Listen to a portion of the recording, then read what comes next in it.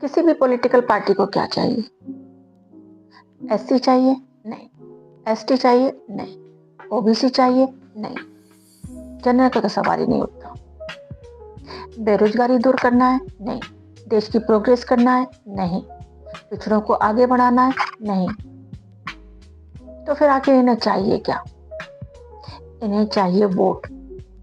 अब उसके लिए इन्हें ये कहना पड़े कि सारे हिंदुओं एक हो जाओ, बटोगे तो कटोगे, या फिर उन्हें एससी, एसटी, ओबीसी को अलग कर दिया जाए जनरल से। जब ये रिजर्वेशन देते हैं एससी, एसटी, ओबीसी को, उस समय क्या ये लोग हिंदू नहीं है?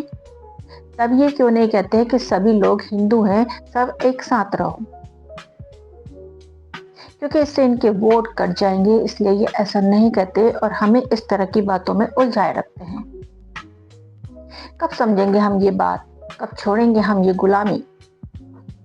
अंग्रेजों से तो हम आजाद हो गए हैं, लेकिन उसके बाद हमने कुछ नेताओं को अपना मालिक बना लिया और उनके इशारे पर हम लड़ने, कटने, मरने, मारने को तैयार हो जाते हैं। 1947 से लेकर आज तक जितने भी दंगे हुए हैं, क्या कभी आपने ये सुना है कि इस दंगे में इस नेता की डेथ हो गई, इसकी फैमिली को ये नुकसान हो गया? कभी भी आपने ऐसा नहीं सुना होगा, क्योंकि ऐसा हुआ ही नहीं है। जब 1947 में इतना भयंकर नरसंहार हुआ था, उस समय भी इन नेताओं में से किसी की भी डेथ नहीं हुई थी। हम बटे हुए रहते हैं, हमको उलझाए रखा जाता है किसी ना किसी मुद्दे में और हम भी इनमें उलझे रहते हैं।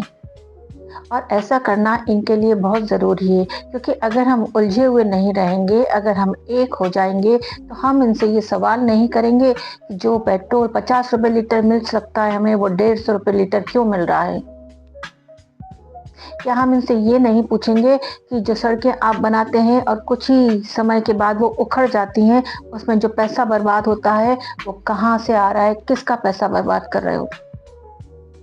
ये जो आप पुल बनाते हैं, करोड़ों की योजनाएं लाते हैं और वो पुल ताश के पत्तों की तरह ढह जाते हैं, तो ये किसका पैसा बर्बाद हुआ था?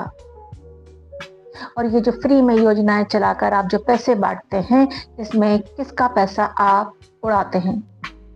ये सारे सवाल हम ना करें इनसे, इसलिए इनकी सेहत के लिए यही ज़रूरी है कि हम बटे हुए रहें और आपस में उलझे हुए रहें। और हम भी इनका पूरा सहयोग करते हैं।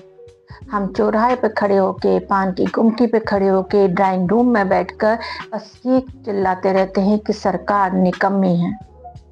और हम निकम्मे नहीं हैं। हम उम्मीद कर रहे हैं कि सरकार हमारे लिए कुछ करे। अरे हम तो हमारे लिए ही कुछ नहीं कर रहे हैं। जब हम हमारे लिए ही कुछ नहीं कर रहे हैं, तो कोई दूसरा हमारे लिए कैसे करेगा? चलिए, रिजर्वेशन दिया जा रहा है जिनको, मैं उनकी बात करती हूँ। आपको रिजर्वेशन दिया जा रहा है, आप लीजिए, लेकिन टुकड़े क्यों लेते हैं? पूरा लीजिए ना। आप एक सरकारी नौकरी लेके क्यों संतुष्ट हो जाते हैं?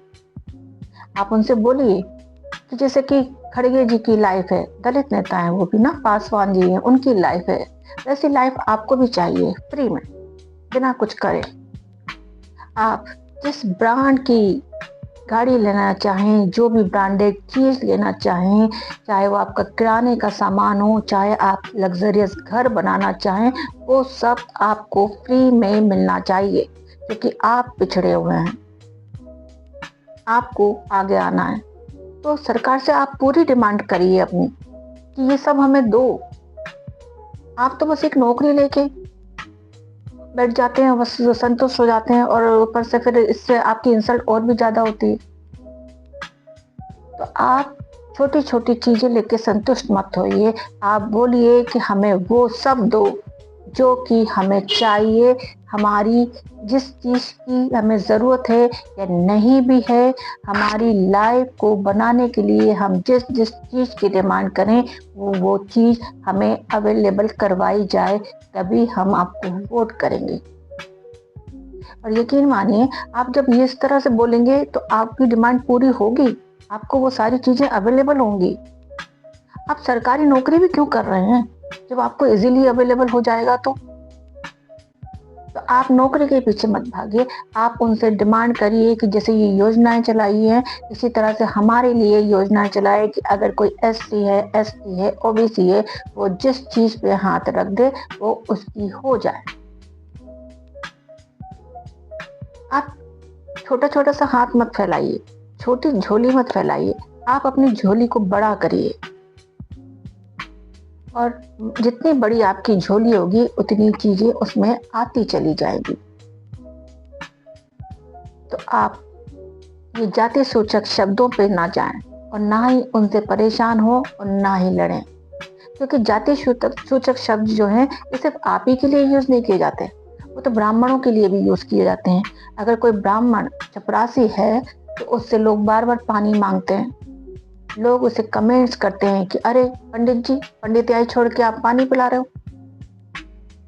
तो इसलिए आपको जो बोला जाता है उससे आप इंसल्ट फील ना करें, आप तो कंसंट्रेट करें कि आपकी झोली कितनी बड़ी करें, कितने सामान आपको ज़रूरत है, कौन कौन सी ब्रांडेड चीज़ें आपको ज़रूरत है।